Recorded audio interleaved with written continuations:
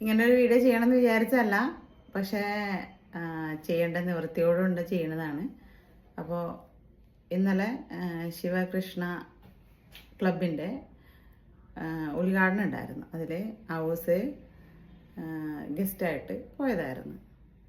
അപ്പോൾ അവിടെ പോയിട്ട് അവൾക്കൊരു അനുമോദനം, അവൾ പോകുമ്പോൾ എല്ലാ അടിപ്പ് ഉദ്ഘാടനം ആയാലും അവിടെ പോയി കഴിഞ്ഞാൽ ഒരു അനുമോദനം അവർ കൊടുക്കാറുണ്ട്, നമ്മൾ വാങ്ങിക്കാറുണ്ട്.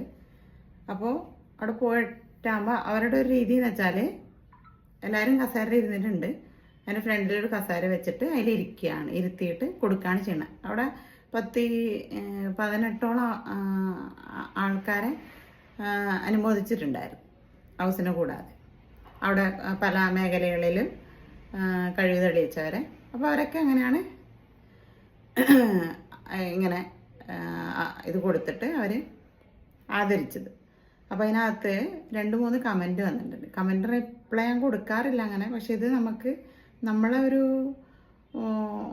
മോശം പറയുന്ന രീതി ആയതുകൊണ്ട് മാത്രമാണ് ഞാൻ ഈ കമൻറ്റ് കൊടുക്കുന്നത്. ഞാൻ താഴെ കൊടുക്കാൻ തന്നെ വായിക്കാം.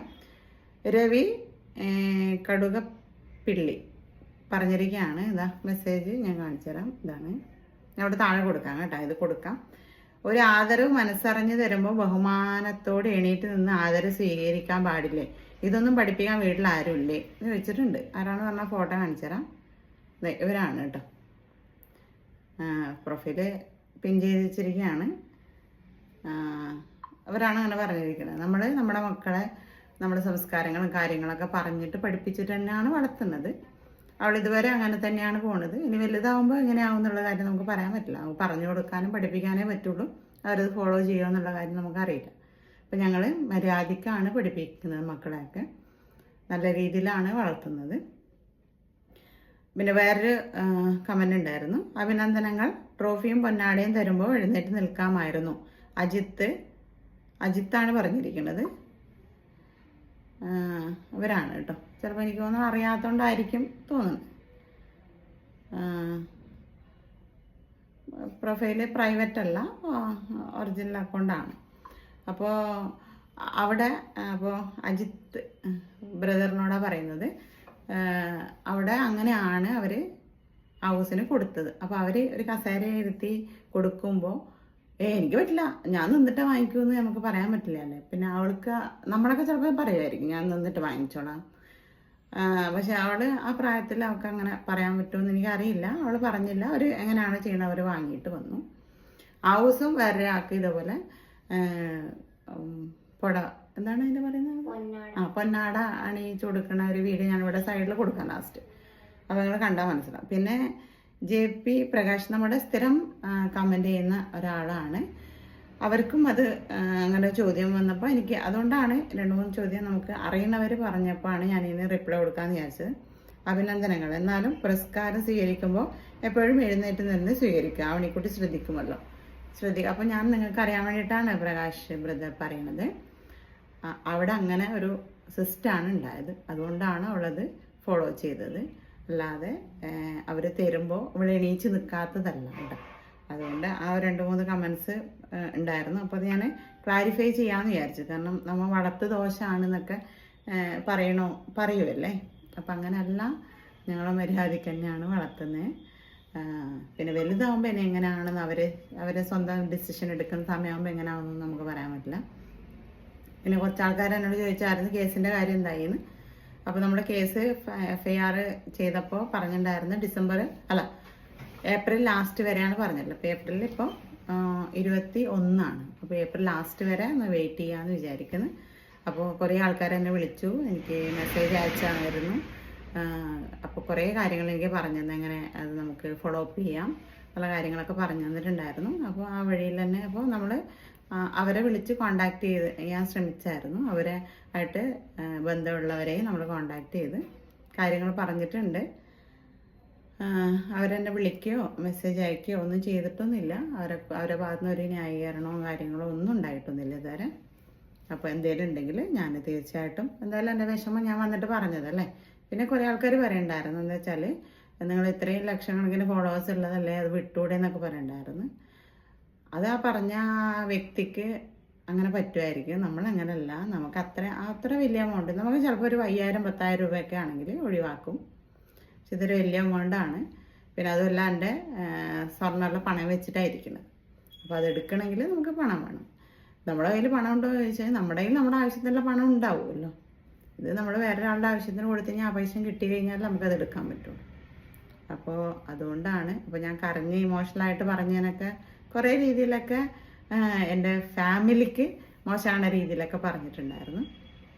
നിങ്ങൾ വീട്ടിനുള്ളിൽ ഇരുന്നിട്ട് കരഞ്ഞിട്ടിരിക്കും, പക്ഷെ ഞാൻ കാര്യങ്ങൾ ചോദിക്കാനും അറിയാനും വേണ്ടിയിട്ട് എൻ്റെ ഓഡിയൻസിനോട്, എന്നെ സ്നേഹിക്കുന്ന ആൾക്കാരുടെ മുമ്പിൽ വെച്ചിട്ട് എനിക്ക് കരഞ്ഞിട്ട് പറയുന്നത് എനിക്ക് എന്നെ വലിയ നാണക്കേടായിട്ട് തോന്നിയിട്ടില്ല. കാരണം ഞാൻ അവരോട് ഹെൽപ്പ് ചോദിക്കുകയാണ് ചെയ്തത്. അതുകൊണ്ട് എനിക്ക് കുറേ ആൾക്കാർ അവരുടെ ഭാഗത്തു നിന്നുള്ള റിപ്ലൈകളൊക്കെ കിട്ടിയിട്ടുണ്ട്. അതുകൊണ്ട് അത് എനിക്ക് ഭയങ്കര ഹെൽപ്പായി. ഞാനിപ്പോൾ എൻ്റെ സർക്കിളിലുള്ള ആൾക്കാരോടാണ് ചോദിച്ചിട്ടുണ്ടായിരുന്നെങ്കിൽ അവർ പറയും എങ്ങനെ വാങ്ങിച്ചു കൊടുക്കും, കംപ്ലൈൻറ്റ് കൊടുക്കാം, ലോയറെ കാണാം, അങ്ങനെ പറയുള്ളൂ. 2-3 ആൾക്കാർ ഇതേ അനുഭവമുള്ളവർ അവർ തിരിച്ചെടുത്ത രീതി എനിക്ക് പറഞ്ഞു തന്നായിരുന്നു. അങ്ങനെ നമുക്ക് വാങ്ങിച്ചെടുക്കാം എന്ന് പറഞ്ഞു. അതൊക്കെ ഒരു അറിവാണ്. കാരണം ഇത്രയും ജനങ്ങളിൽ എല്ലാവർക്കും ഒരേ അറിവായിരിക്കില്ലല്ലോ. അതുകൊണ്ടാണ്. അപ്പം ഞാൻ കരഞ്ഞതിനൊക്കെ കളിയാക്കണ കുറേ ആളുണ്ട് കേട്ടോ. ഞാൻ ഭയങ്കര ചിരി വന്നാൽ ഭയങ്കര ചിരിക്കും, കരച്ചിൽ വന്നാൽ ഭയങ്കര കരയുന്ന ആൾ, ദേഷ്യം വന്നാൽ ഭയങ്കര ദേഷ്യപ്പെടുന്ന ആളാണ്. ഞാൻ ദൈവത്തിൻ്റെ അവതാരമൊന്നുമല്ല, ഞാൻ മനുഷ്യാവതാരം തന്നെയാണ്.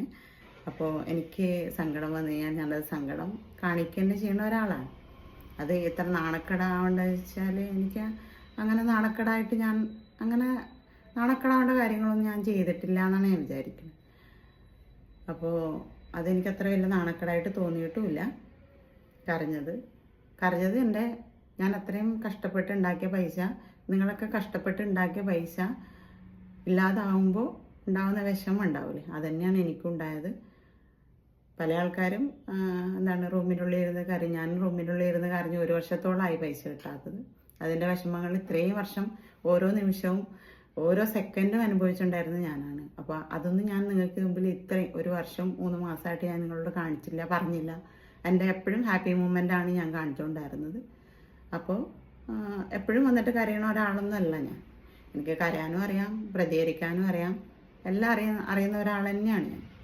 അപ്പോൾ എനിക്ക് ഹെൽപ്പ് വേണമെന്ന് പറഞ്ഞപ്പോൾ ഞാൻ നിങ്ങളോട് എൻ്റെ കാര്യം ഷെയർ ചെയ്തപ്പോൾ സ്വാഭാവികമായിട്ട് ഞാൻ കരച്ചിൽ വരുന്ന കാര്യം തന്നെയാണ്. അപ്പോൾ കരയും, അതിന് കളിയാക്കാനൊന്നുമില്ല.